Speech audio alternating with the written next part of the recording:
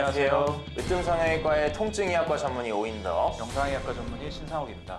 이제 정말 봄이 찾아왔습니다. 날씨도 포근해지고 주변에 꽃들이 만발하면서 봄을 즐기기 위해 나들이 떠나는 분들이 많이 계십니다. 그렇죠, 원장님?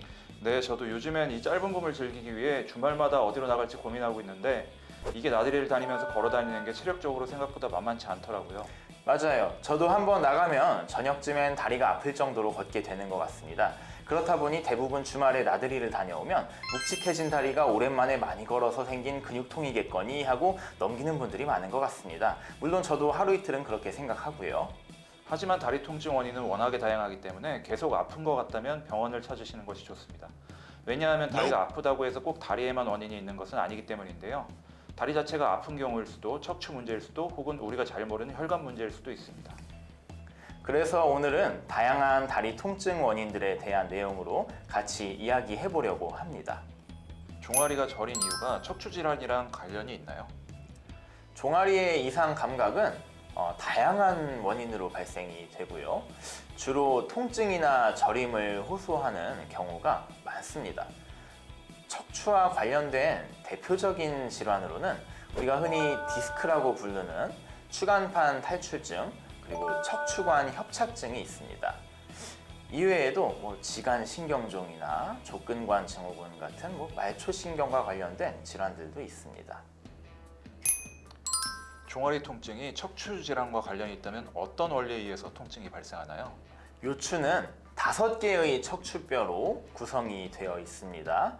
디스크는 이 척추뼈들 사이에서 충격을 흡수하는 쿠션 역할을 합니다.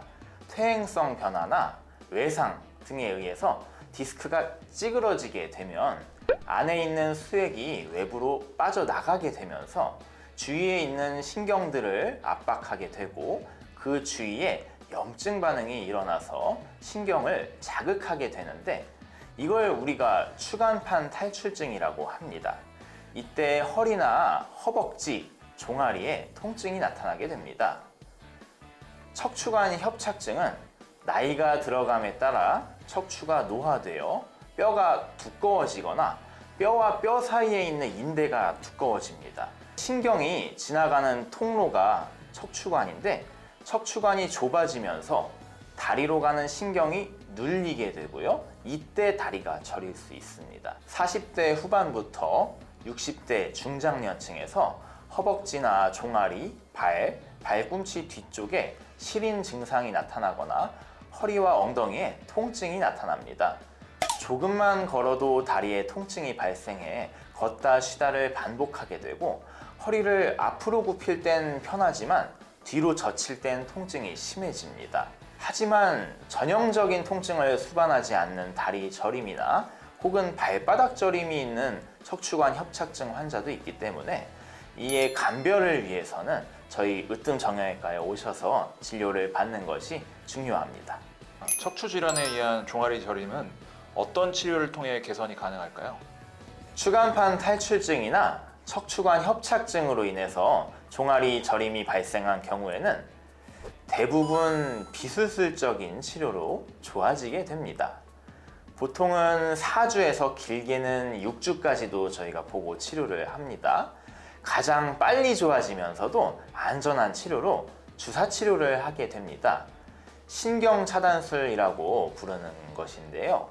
통증의 원인이 되는 신경의 주변으로 소염제와 마취제를 주사해서 염증을 가라앉히고 주변 조직들의 긴장을 완화시켜서 빠르게 회복이 되도록 해줍니다.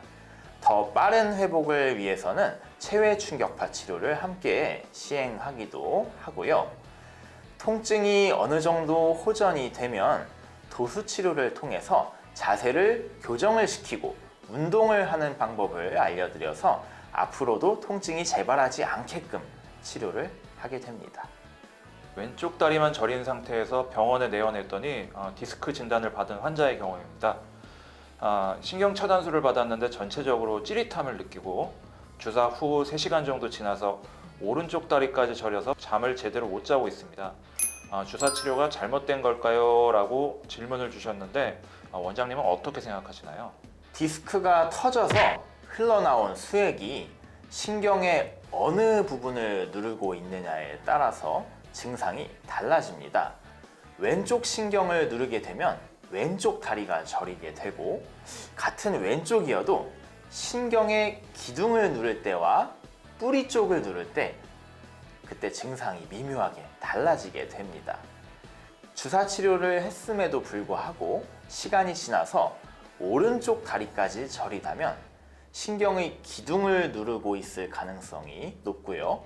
이럴 땐 우리가 MRI 같은 정밀 검사를 통해서 눌리고 있는 위치를 확인하고 주사 치료를 더 해보거나 시술을 하면 좋아질 수 있습니다. 종아리가 저리고 찌릿하다면 치료 말고 환자 본인이 할 수 있는 대처 방법이 있을까요?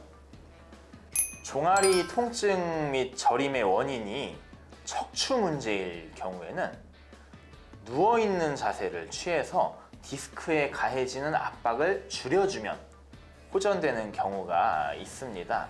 하지만 이는 임시 방편이기 때문에 가능하다면 얼른 병원에 오셔서 치료를 받으시는 것이 가장 좋습니다. 척추 질환을 예방할 수 있는 예방법이 혹시 있을까요?